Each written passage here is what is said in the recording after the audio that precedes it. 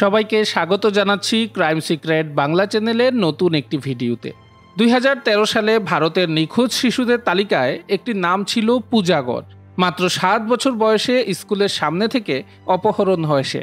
এরপর তার সঙ্গে যা ঘটেছিল তা শুনলে গা শিউরে উঠবে আপনার। কিন্তু অবাক করা বিষয় হলো, সব নির্যাতন সহ্য করেও 9 বছর পর পূজা ফিরে এসেছিল নিজের ঘরে। তার এই ফিরে আসার গল্প কোনো বলিউড বা সাউথের থ্রিলার সিনেমার চেয়েও কম রোমাঞ্চকর ছিল না। এই ঘটনায় আছেন একজন পুলিশ অফিসার, যিনি জীবনের 166টি কেসের মধ্যে 165টি কেস সমাধান করতে পেরেছিলেন, শুধুমাত্র এই পূজা গড়ের অপহরণের কেসটি ছাড়া। তাহলে দেরি না করে শুরু করা যাক আজকের ভিডিও। 7 বছর বয়সী পূজা গড়ের অপহরণের ভয়ঙ্কর কাহিনী। মুম্বাই নামটা শুনলেই আমাদের চোখের সামনে ভেসে ওঠে বলিউডের ঝলমলে দুনিয়া, তারকা ভরা গ্ল্যামার আর বিশাল সমুদ্র তট। কিন্তু এই শহরের আরেকটি দিকও আছে, যেটা খুব কমই আলোচিত। মুম্বাইয়ের বিখ্যাত ধারাবি বস্তির নাম আমরা সবাই জানি, তবে এর বাইরেও শহরের বিভিন্ন জায়গায় ছড়িয়ে ছিটিয়ে আছে অসংখ্য ছোট ছোট বস্তি। তারই একটি জায়গা হলো গিলবার্ট হিল। এই গিলবার্ট হিল এলাকার একটি ছোট্ট ঘরে বাবা সন্তোষ, মা পুনাম, বড় ভাই রোহিত এবং ছোট ভাই রাহুল সহ তাদের মেয়ে পূজা, এই 5 জনের পরিবার বসবাস করত। পূজা আর রোহিত পড়াশোনা করত আন্ধেরি ওয়েস্টের কামা রোড মিউনিসিপাল স্কুলে।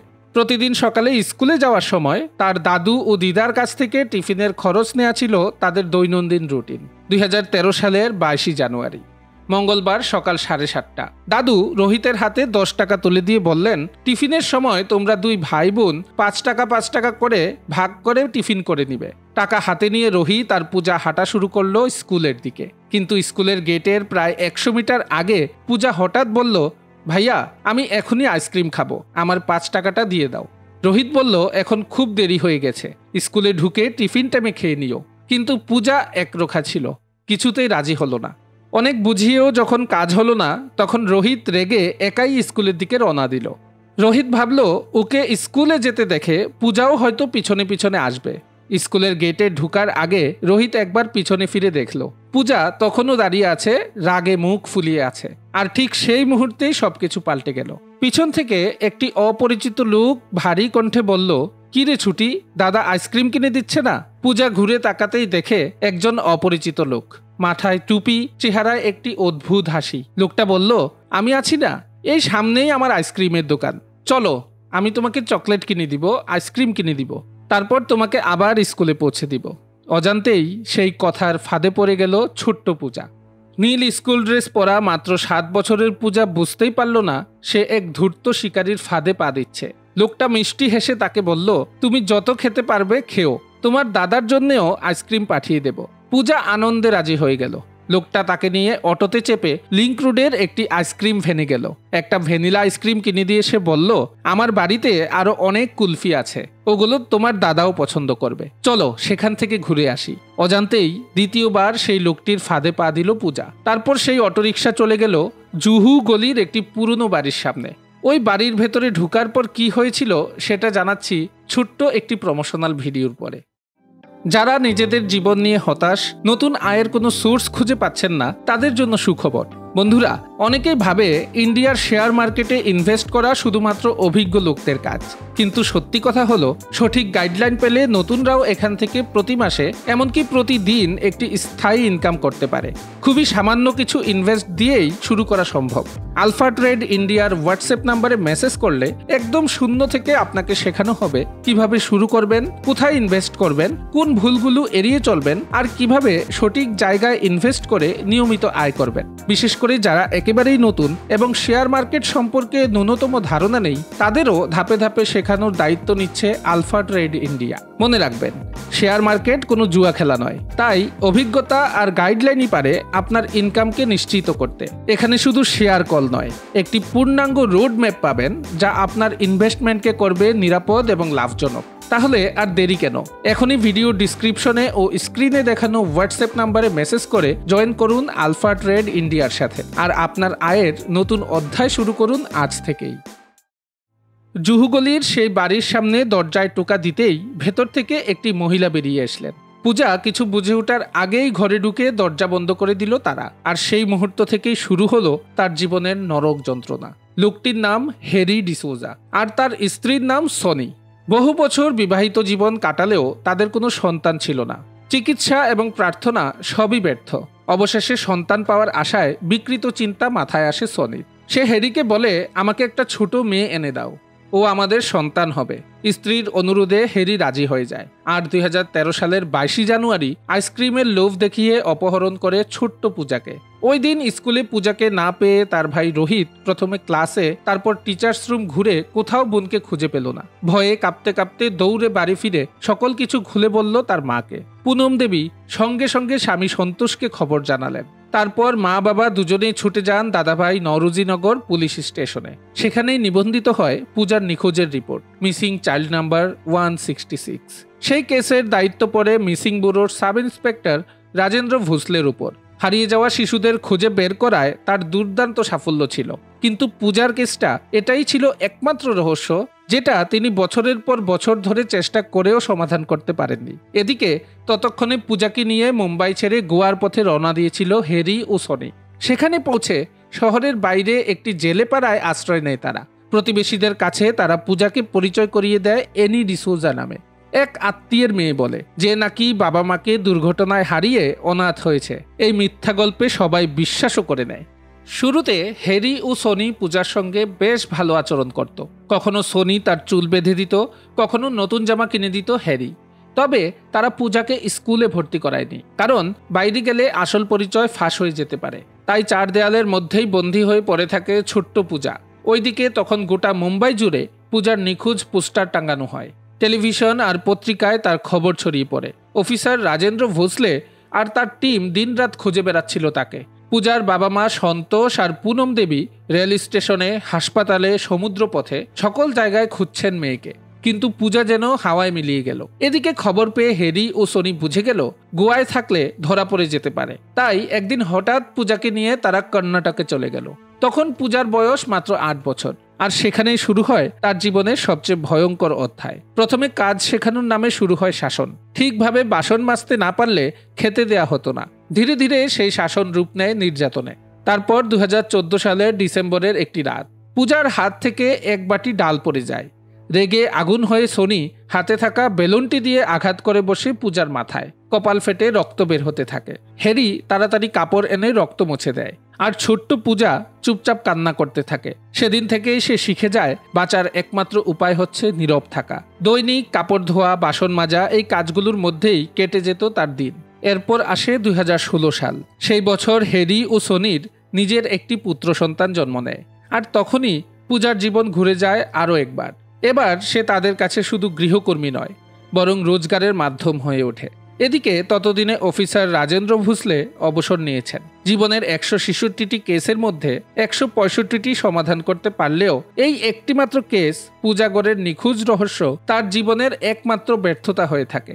আর ঠিক সে সময় 2016 সালের শেষ দিকে হ্যারি ও সনি তাদের সন্তান ও পূজাকে নিয়ে আবার ফিরে আসে মুম্বাই শহরে। আর মুম্বাই ফিরে হ্যারি আর সনি থাকতে শুরু করলো পূজার নিজের বাড়ি গিলবার্ট হিল থেকে মাত্র 1 কিলোমিটার দূরে। কিন্তু এতদিনে পূজা মানসিক আঘাতে নিজের শৈশবের সব স্মৃতি ভুলে গিয়েছিল। তাই নিজের বাড়ির পথও আর মনে ছিল না তার। মুম্বাই এসে হ্যারি ইলেকট্রিক মেকানিক হিসেবে কাজ করতে শুরু করলো। আর সনি শুরু করলো সেলাই মেশিনের কাজ। আর ছোট্ট পূজাকে পাঠিয়ে দিল লোকের বাড়িতে কাজ করতে। বাসন মাজা, কাপড় কাচা, ঘর মোছা আর সব কাজ করতো সে।